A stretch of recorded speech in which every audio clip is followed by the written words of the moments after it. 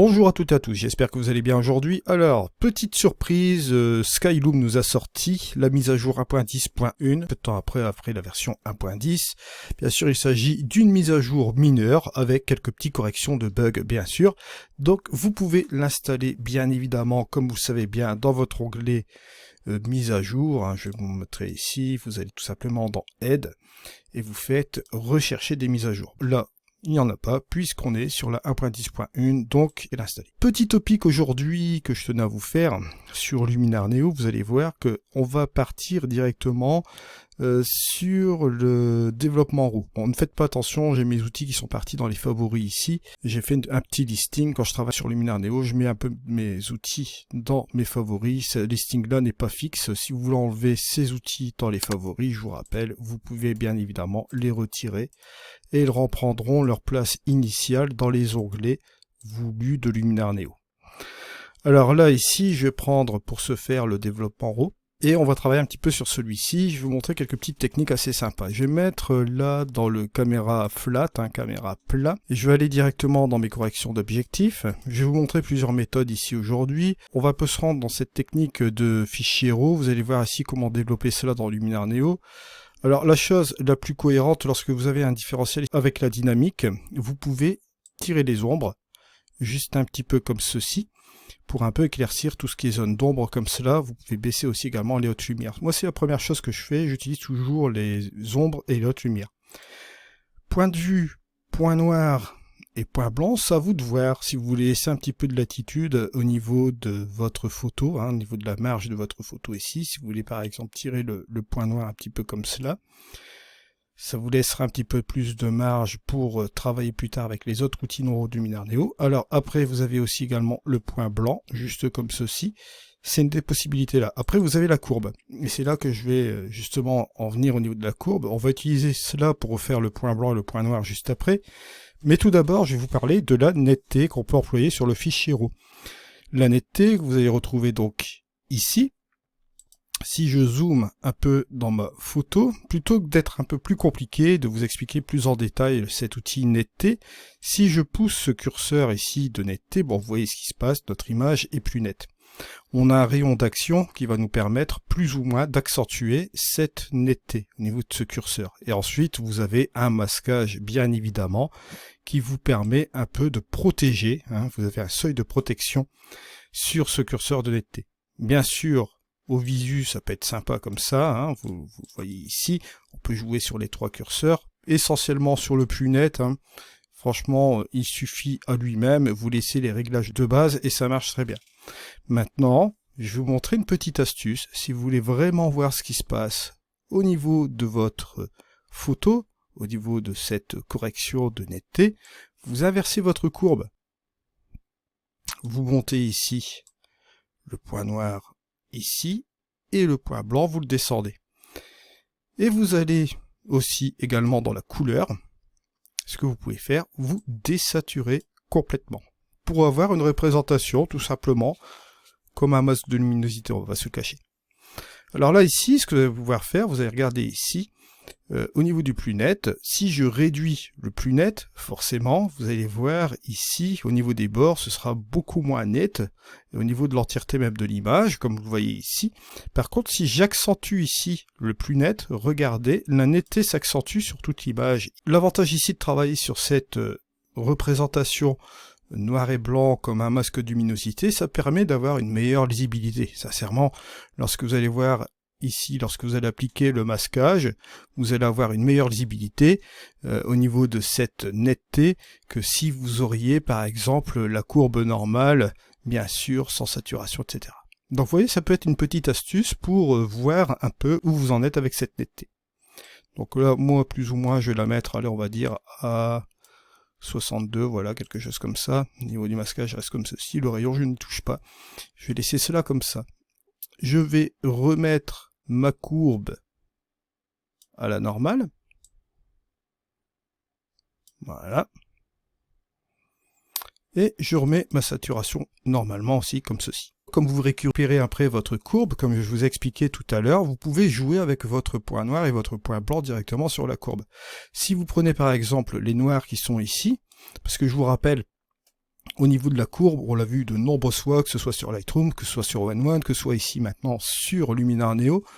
Vous avez ici à l'intérieur un truc intéressant, c'est la représentation ici de l'histogramme que vous avez au-dessus, d'accord, dans ce carré. Et là, bien sûr, cette courbe, vous avez ici les noirs et les blancs, comme d'habitude, vous avez les tons moyens, vous avez les ombres, et ici les hautes lumières.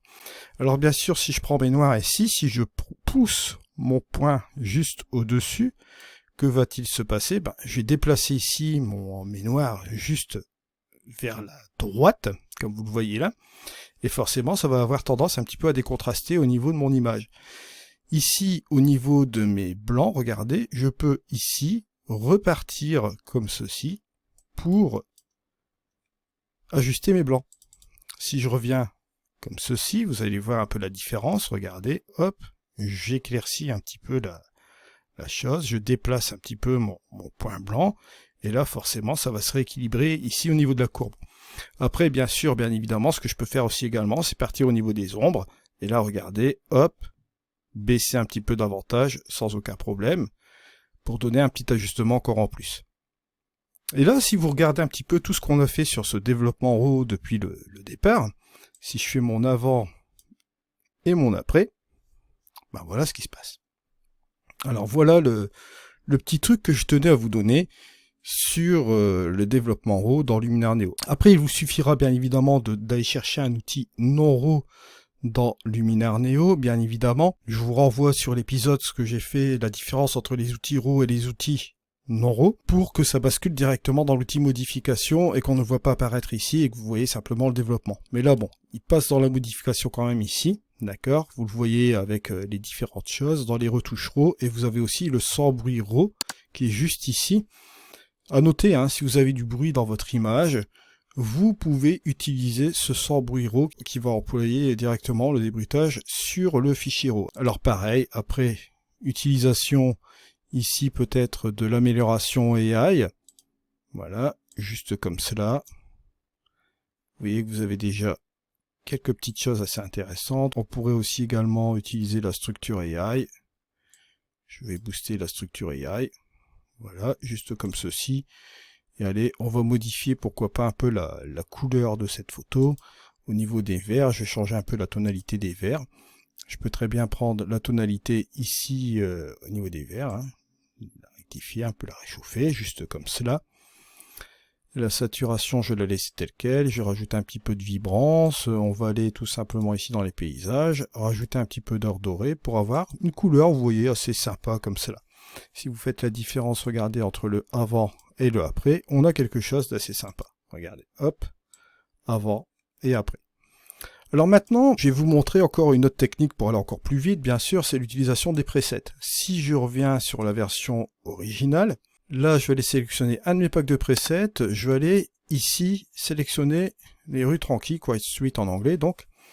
Et là, je vais aller sélectionner, par exemple, les Warm Color. Vous allez voir ici. Voilà.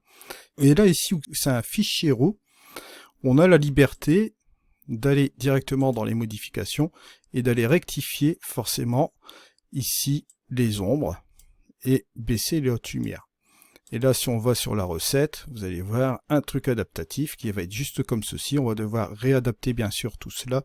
Si c'est un petit peu trop fort au niveau des verts, là comme tout à l'heure, on va aller dans le HSL. On va tout simplement modifier la tonalité un peu des verts ici pour que ce soit juste comme cela.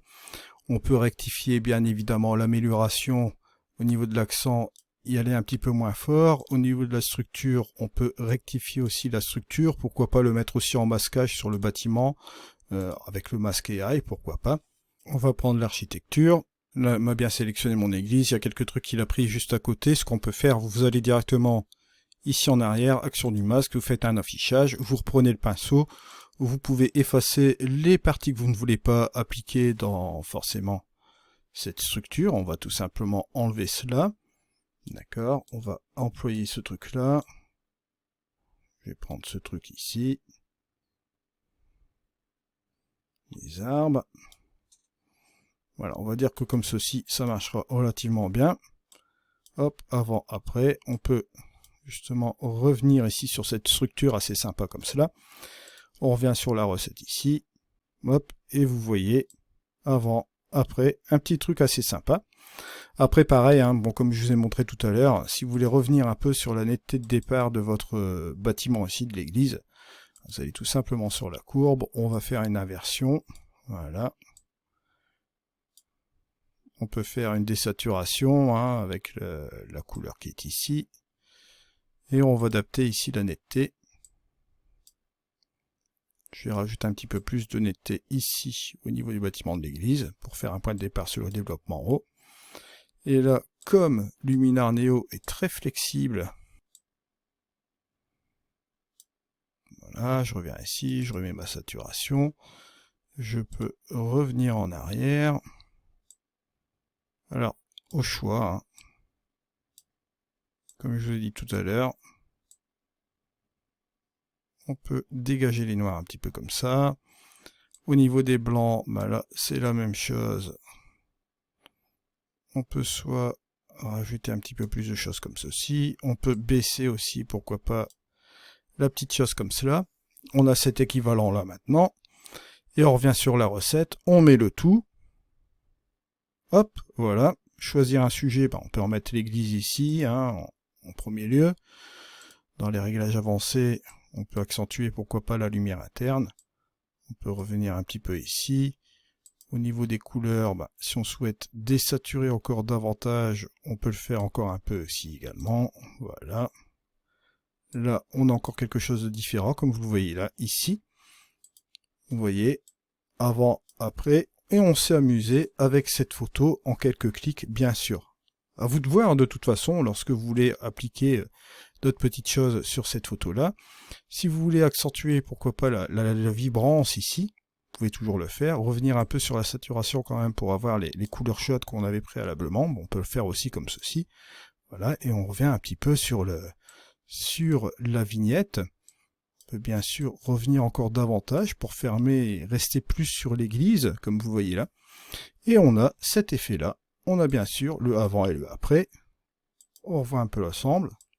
Avant, après, juste comme ça, vous voyez, en quelques clics. Ainsi s'achève ce tutoriel. Nous, on se retrouve dans tous les cas pour une prochaine vidéo. C'était Eddy. Allez, au revoir.